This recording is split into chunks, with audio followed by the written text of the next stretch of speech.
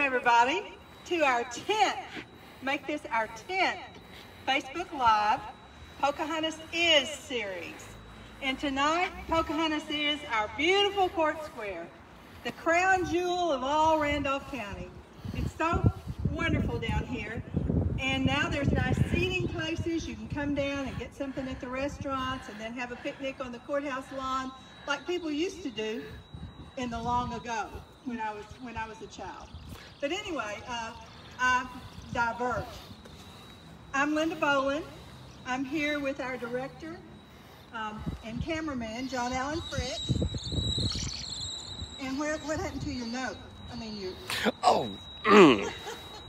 Well, anyway, and also our producer, Allison Schachtel, and we've got a great show for you tonight. But first, I want to do a little housekeeping. We had to miss a couple of weeks a while back. This next week, school is starting, so we won't be on next Monday. And then 2 weeks from now is Labor Day, so we probably won't be on then. We're going to try to think of something special, though, for in the middle, the 31st of this month.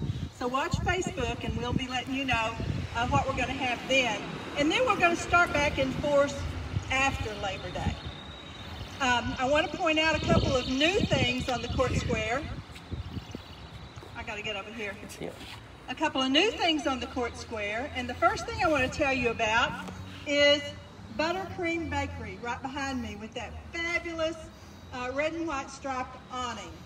That is a brand new business down here. Obviously it's a bakery and they have coffees and they make cakes and cupcakes and cookies and all kinds of goodies. So if you haven't been downtown in a while, come down and try Buttercream Bakery. We were going to be having a show in there, but we weren't able to do it because of our, that's very odd. It's... Okay, oh yeah. So we're probably getting interference because of our other new thing downtown. Now, before we show it, from now on when you come downtown, you've got to wear a tinfoil hat with a peak on the top of it, because you'll be able to communicate now with our new, maybe it's a contact tracing tower. I'm not sure what it is, but it's 180 feet tall down there on the police station. And we welcome it. I think they're going to broadcast. I think they're going to broadcast Voice of America or something like that from it. But anyway, those are the two new things downtown right now. So come on down, drive around the square, stop a while, have a picnic on the lawn, and now we're going to get to our program. And for tonight's program, we have our special guest who does a fantastic job. If you were here for the Lesmeister show, we have Dr. Pat Carroll. And he's going to tell us all about the east side of the square that's right behind me, the St. Charles Hotel and everything else on the square and all the events that happen here, because it's one of the most historic sides of the square. So, one on the board. Take it away, Pat.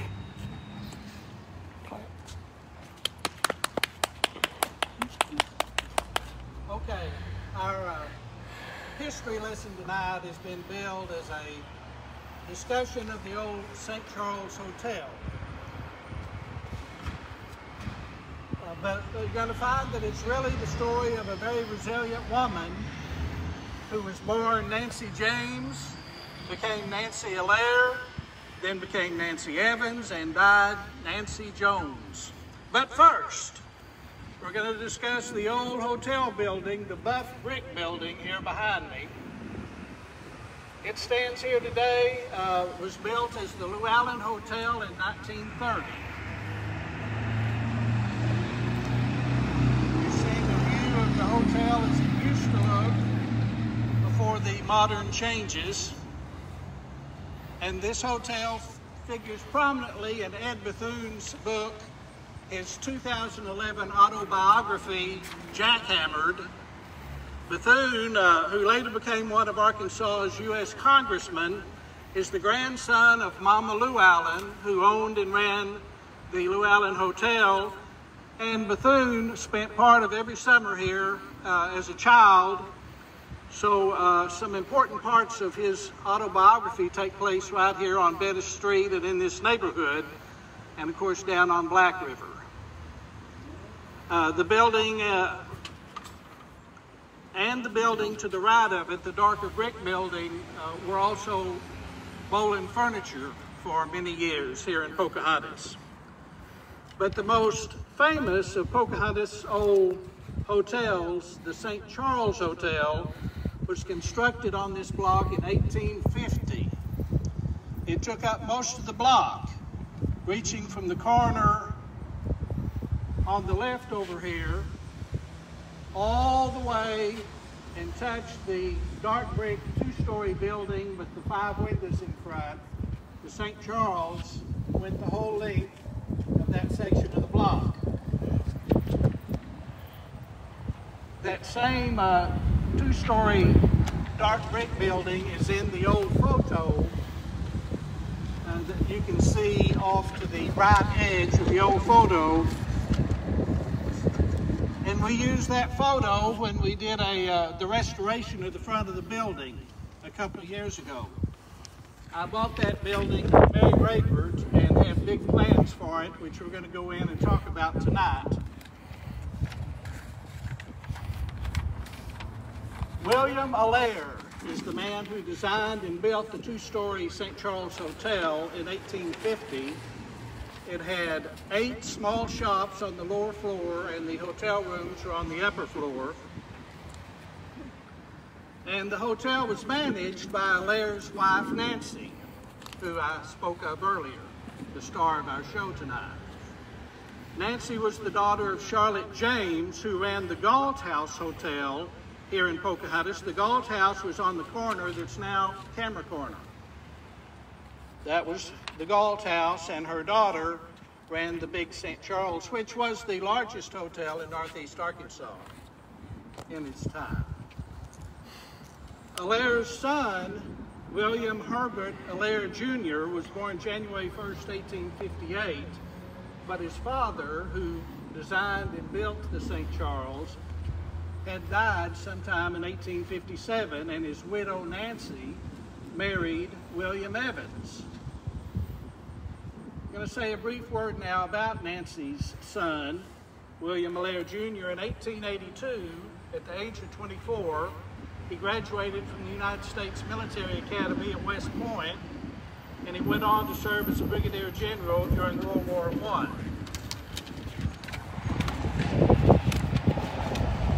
This is a clipping from the Arkansas Democrat, September 7, 1917, says, Pocahontas and Randolph County are well represented with the colors. Brigadier General Allaire, now somewhere in France, is a native of Pocahontas. His mother, that's Nancy, nearly 90 years old, lives here. General Allaire died in 1933 and is buried at the Academy Post Cemetery at West Point Military Academy. And now back to Nancy and William Evans in the 1850s. A May 20, 1959 ad in the Pocahontas Weekly Advertiser speaks of the hotel being recently enlarged. That 1959 edition, which we call the St. Charles Annex, is my building that still stands here in Pocahontas. 1859. 1859. It's the oldest building in Pocahontas. It's 13 years older than the old courthouse. I'm going to read now this ad that was in the Weekly Advertiser. The St. Charles Hotel, William Evans, proprietor. This well-known and popular hotel has lately been enlarged and refitted, making it one of the most commodious and comfortable places of entertainment in the Southwest. Right. No pains will be spared by the proprietor to render it attractive to all who may honor him with their patronage.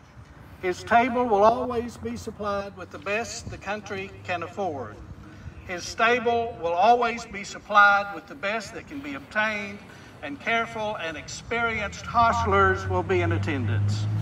In addition to the above, his house is located in the most conspicuous part of town, convenient to the river, and accessible at all times. And just below that, it tells us that for $1.50 a dozen, They will pay $1.50 per dozen chickens at all times.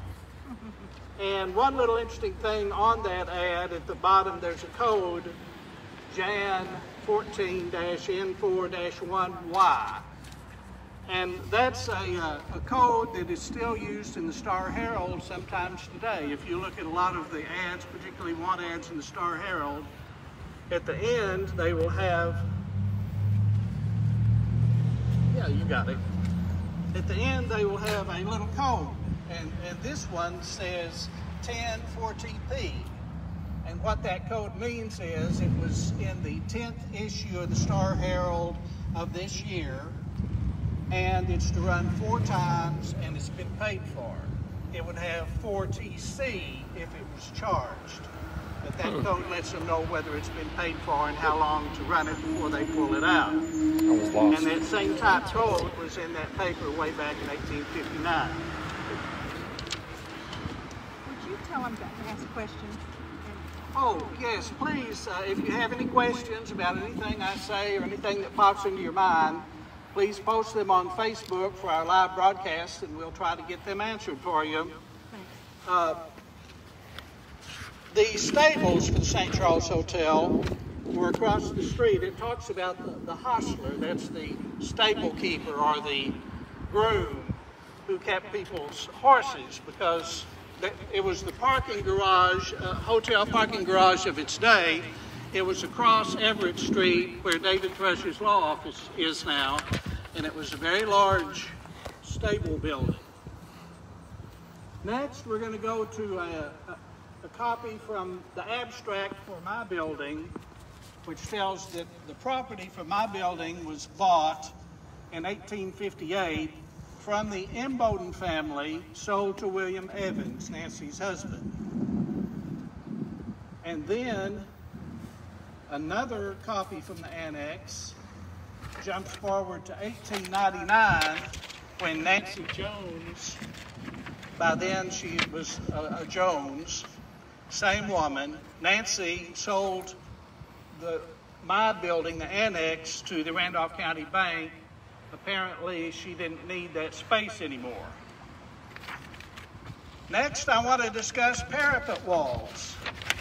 It may be an unknown word to some of you, but the parapet wall is the extension, usually of brick, up the sides of each building downtown to protect them from fire spreading from building to building. Most of the parapet walls, in fact all of them I've ever seen except one, stair-step down from the front of the building. They stair-step down to the back of the building, except on the old annex of the St. Charles, you'll notice that it steps up, which is very unusual, and there's a reason for that. If you'll go back to the photo of the St. Charles, the old photo, it should be the next one. Yeah. Okay, if you see in the photo, the roof ridge line of the old St. Charles Hotel is so high that my parapet wall on my building had to step up about a foot to get high enough to protect my building in case the St. Charles burned, or to protect the St. Charles in case my building burned. The St. Charles Hotel was Major General Earl Van Doren's headquarters during the Civil War. It was headquarters for all Confederate troops west of the Mississippi in 1862, right here in the old St. Charles Hotel. Now back to William Evans, the second husband of Nancy. During the Civil War in early 1863, William Evans, who was then a Confederate recruiting officer for Eastern Arkansas, was shot and killed in the lobby of this St. Charles Hotel by a Union assassin in retaliation for the murder of a Union recruiter in Doniphan, Missouri. Then later, in 1863, Rebel General Jeff Thompson was captured in the St. Charles Hotel by United States troops. And this capture is described in detail in the official reports of the officer who captured Thompson, as well as in the book Hippocrates in a Red Vest. It's the biography of Pocahontas physician Michael Ashore, who was in the St. Charles Hotel when Thompson was captured. And there's a Jeff Thompson historical marker right where he was captured that tells the story. The St. Charles Hotel was the regional headquarters for the Union Army in 1865. The Yankees burned all of Pocahontas except the St. Charles Hotel, which they kept because they needed it for lodging and offices.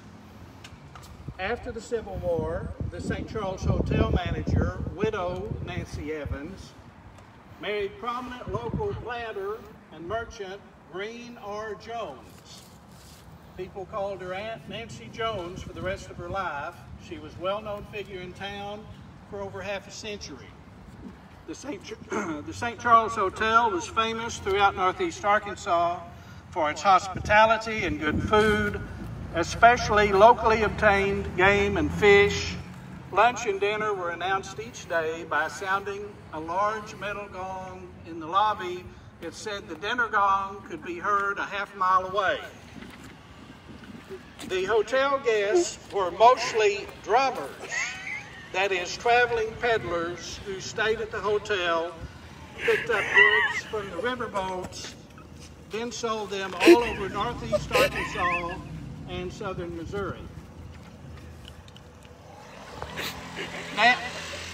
Nancy Jones managed the hotel into the early 1900s. My mother was born in 1922 and remembered Nancy Jones very well. Nancy died at age 98. Do you have it on her tombstone? Yeah. It says 90. It says 29, but she actually died. No, I think that's an 8.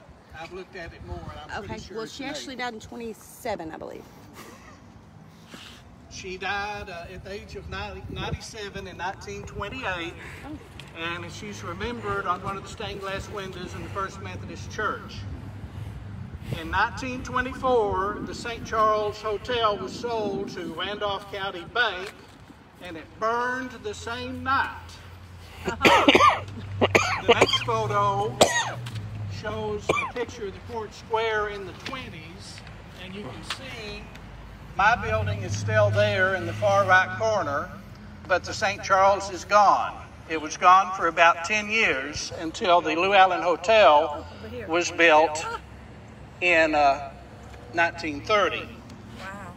The next photo, which we think had to have been taken from a hot air balloon or an airplane, was also taken in the 1920s, and it shows the St. Charles Hotel gone, but there seems to be maybe some construction materials laid out, like it was close to the time that the Llewellyn Hotel was being built. And that concludes the discussion of the St. Charles Hotel, unless someone has some questions. Next, we're going to go over into the annex building, the oldest building in town, built in 1858, opened in 1859. If our cameraman will walk this way.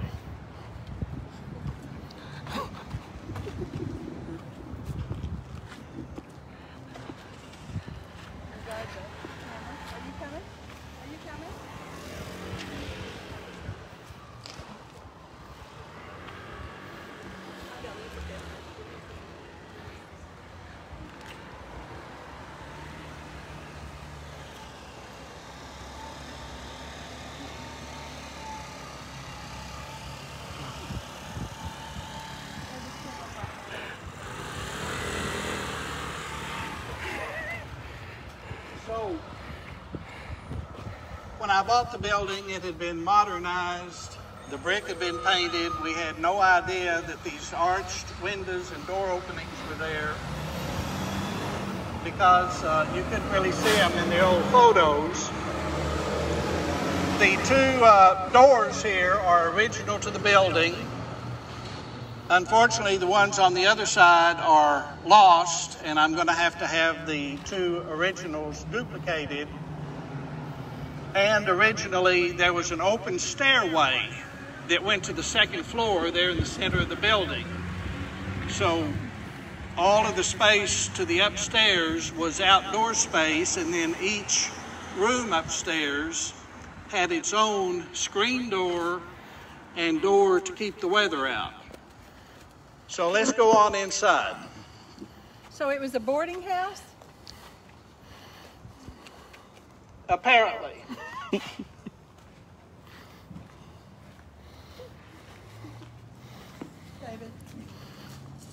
Erin saw the computer come by. She made a note. Oh, I love this building. I love this space. That was quick.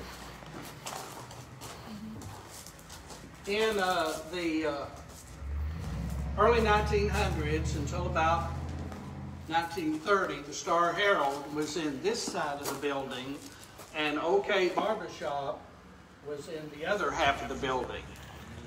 There's a photo here on the wall of this room when the Star Herald was here. This is my great-grandfather, who was publisher of the Star Herald, and he's standing about where this picture hangs on the wall now. This is my grandfather, Blankenship, who I'll tell you about in a little bit. My mother's father, who was the editor of the newspaper for many years. And from OK Barbershop, this is a photo from long ago, 1925. It says on the calendars on the wall. The barbers are Alan Ward, Guy Amos. This is Mabel Johnson, the shoeshine man.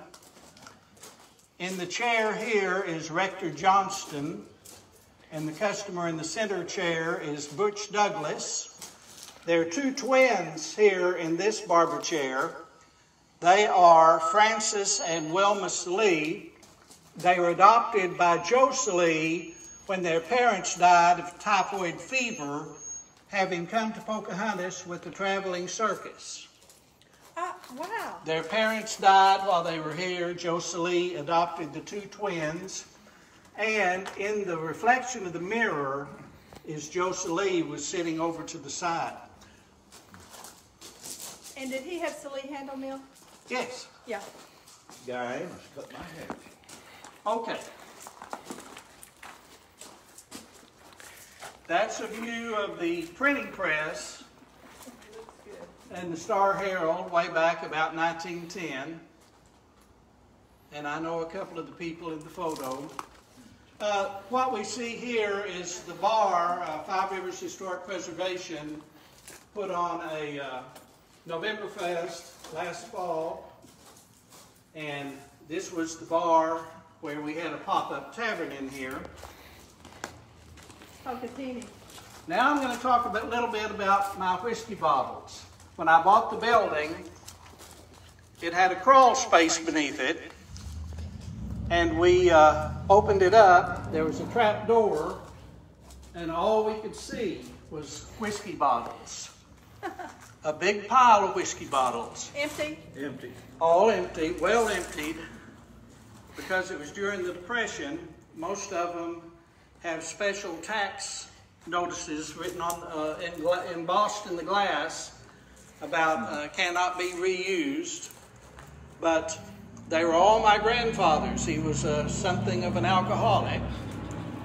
But the pile went down about 3 feet to the bottom of the crawl space, and not a single bottle was broken, which means he carefully, quietly laid each bottle down in there, because his sister, Eunice Obaugh, was also working at the newspaper, and he didn't want to hear each time he killed a soldier, emptied a bottle.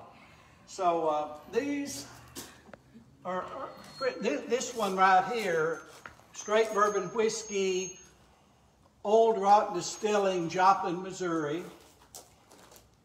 This one is from Kentucky, 4 Generations whiskey. But I have well over 1,000 of these old bottles. And I'm sure my grandfather's DNA is still on every one of them. If we'll come around here,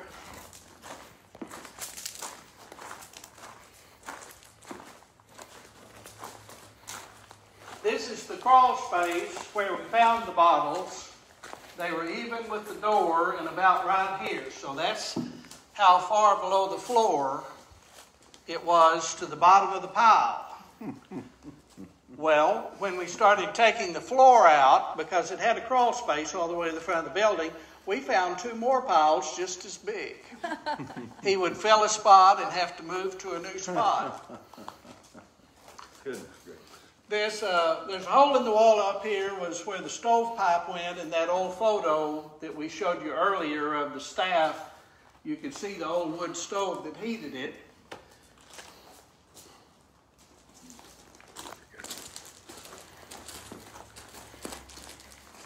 But one of the most interesting things to me is this set of stairs right here. We didn't know that was there until we started the demolition in here. But I found in the abstract where when they bought the building, they got an easement on the property next door for a stairway to get to the 2nd floor. And we actually think that was how you got to the 2nd floor originally. And this staircase we're going to go up tonight was added later, because the building next door wasn't there at the time. It was a vacant lot. But we're starting in October of this year. Brian Shore and his crew are going to start finishing this building inside.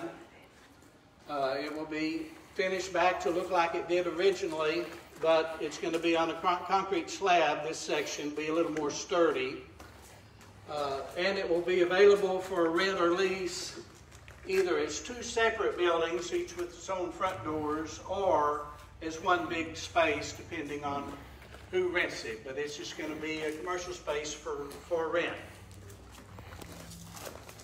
Are you ready to go upstairs? Yes.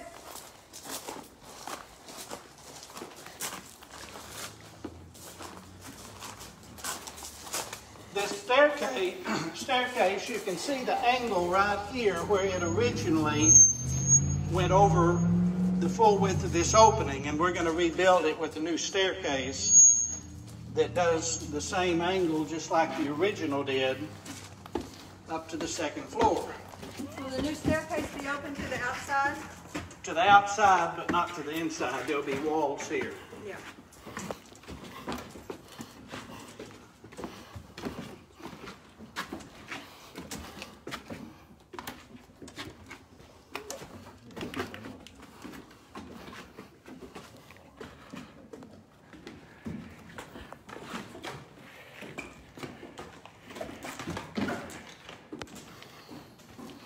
Okay, let's start in here.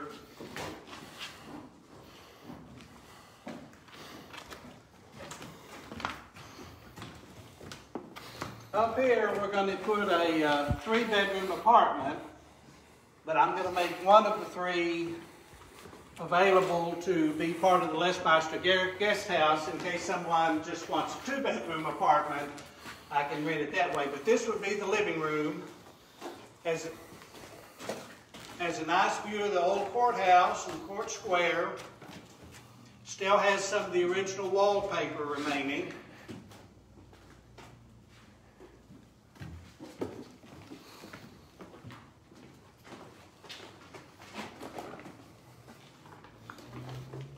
You can see there's a transom over the door there and a transom here. And that was all about light, because when this building was built, there was no electricity. So the light that came in from outside to get it into the center of the building, they had transoms to brighten the inner rooms. Going through here, well, when I bought the building, for the last time it was used as a rooming house, this was apparently their common area or kitchen. And we're going to make it the dining room. If you look up, there's a large skylight. It's a replica of the original one. That is, it wasn't a flat or domed skylight. It was a gable-pitched roof. And so it'll be right over the dining table. So cool, so cool. Across the hall,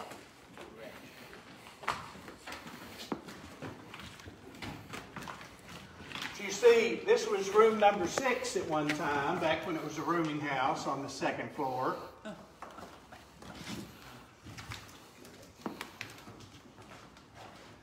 This is going to be the kitchen of the apartment, and it also has a skylight that will be over a peninsula, not an island, but a peninsula of cabinetry and dining area.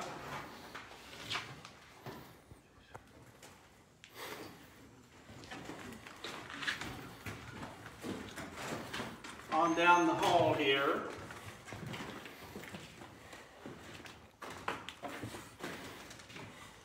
Through this door was the common bathroom that was shared by all the units in here.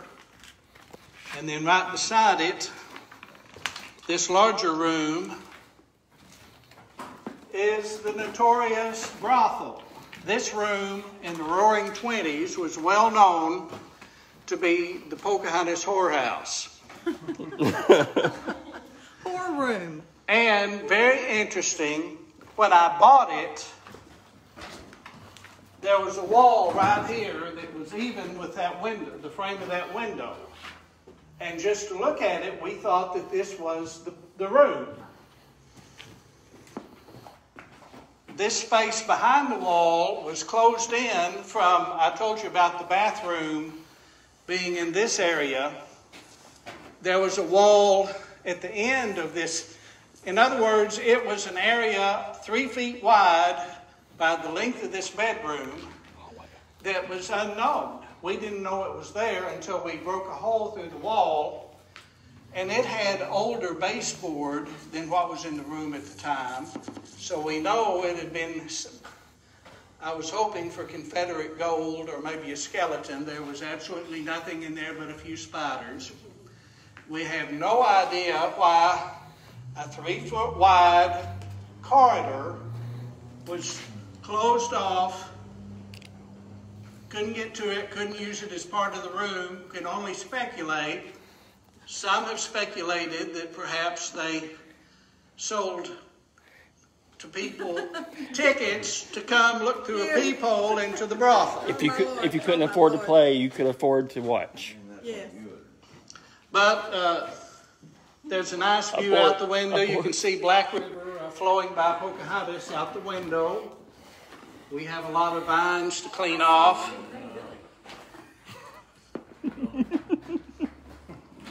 So what's this going to be? This going to be a bedroom? Master bedroom. Master bedroom. Excellent. Wow. This will be the 2nd bedroom. There was a window here at the end of the hall, but we've opened it to make a door opening, and that's going to open into a two-story back porch that goes the width of the building. So it'll be a great place to sit. Of course, it's on the shady side in the evening, so it'll always be a nice place out there. And a nice view of the river from this room. This green warehouse of Byron Futrell's, I tried to buy it and he won't sell it, so I'm going to try to pay him to let me paint it a different color maybe. But this will be the 2nd bedroom of the apartment. I want to go back to the hall now and talk about graffiti.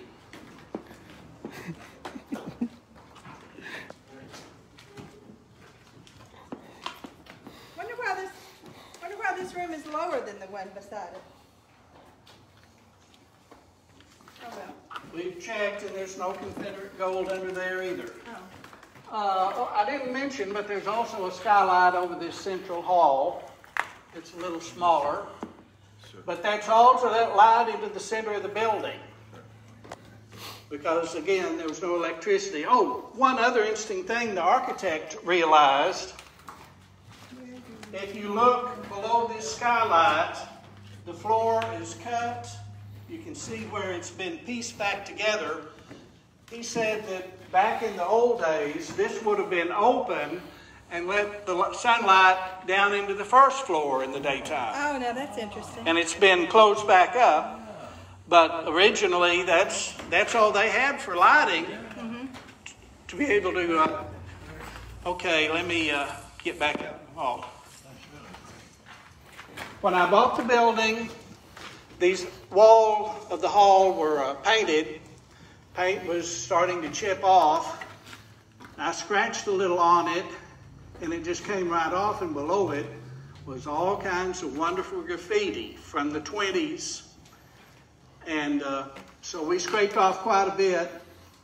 There wasn't any way to save it when we started the restoration of the building. It had to go. It's all out in the city dump now. But we did make some photos.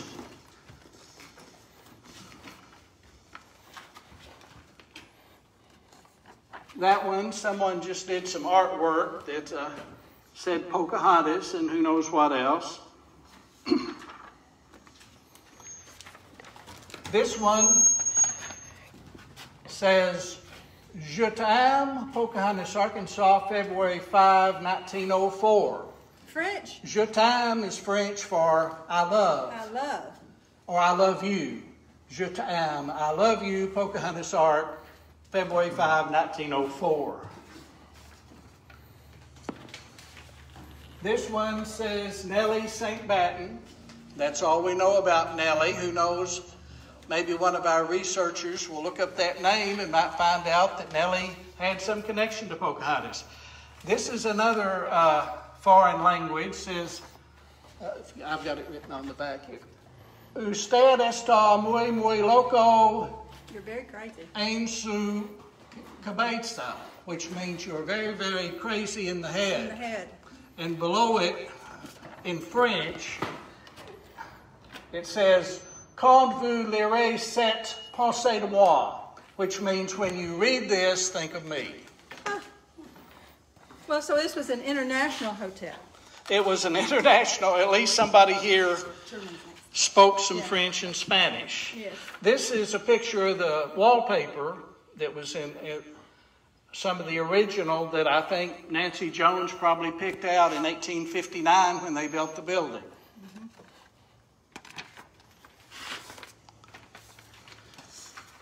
Okay, this one says Lavelle Carter, the Ukulele Lady, 1926. And I asked my mother about Lavelle Carter. Oh, yes, I knew Lavelle Carter. Well, did she play a ukulele? I don't know about that, but my mother did recognize the name Lavelle Carter. This one says, Good night, girls. I was here at 1 o'clock in the morning with two good-looking girls. Their names can be found elsewhere. Signed, Dobie. Huh. I told you it was a brothel. And that was from the 1920s when it was. So there's one more room, and it will be the third bedroom or part of the Listmeister guest house. We're going to put like the front door of the apartment here. Of course, this will be a door into the living room also. But here will be a door, and everything from here to the foot of the steps will be outdoor space. It won't be heated or cooled. So this will be available as, instead of a third bedroom of the apartment, as a room that guests of the Listmeister can come and stay, and this be their room. Somebody wants to know when this apartment's going to be available for rent. Well, we're starting construction in October, and it usually takes a year or two. This room, when I bought it, there was a door here that said office. And this was the Pocahontas telephone exchange back in the days when the telephone first came to Pocahontas. There's all kinds of knob and tube wiring in here. The old wiring they used with the porcelain insulators. So this is going to be a very big room. There's room in here for a king-size bed. And all the amenities of the Les Pastor Guest House. Through this opening will be the bathroom.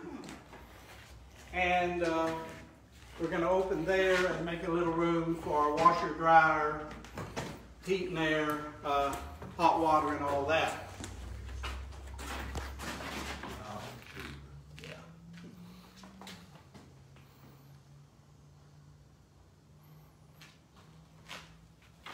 Did you get the old wiring up here, John Allen?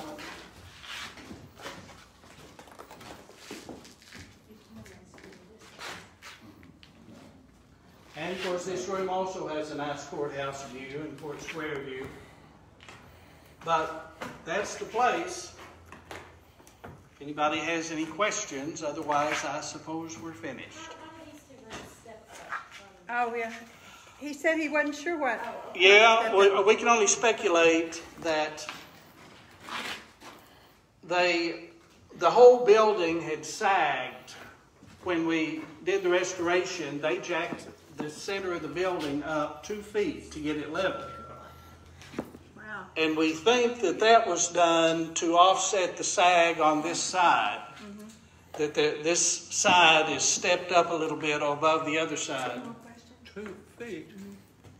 That's really interesting. Yeah, the roof, when they jacked it up, the roof, which was like this, the roof went up, this floor went up, everything became level, and they put in new support beams downstairs, steel beams to support it. Well, this is going to be a fabulous, fabulous place and a fabulous apartment. Is there a question? Oh, somebody wants to know about the stars on the outside of the building, and you'll see them on a whole lot of buildings downtown and everywhere, old buildings. These old brick buildings, the building keeps the brick from being able to collapse to the inside because of all the walls, but there's nothing to keep the brick from bowing out. What those stars do is go through. Well, I can show you downstairs how they tie it together, but they keep the building from being able to bow outward to collapse. Yeah, you'll see about the stars on the outside of the Yeah.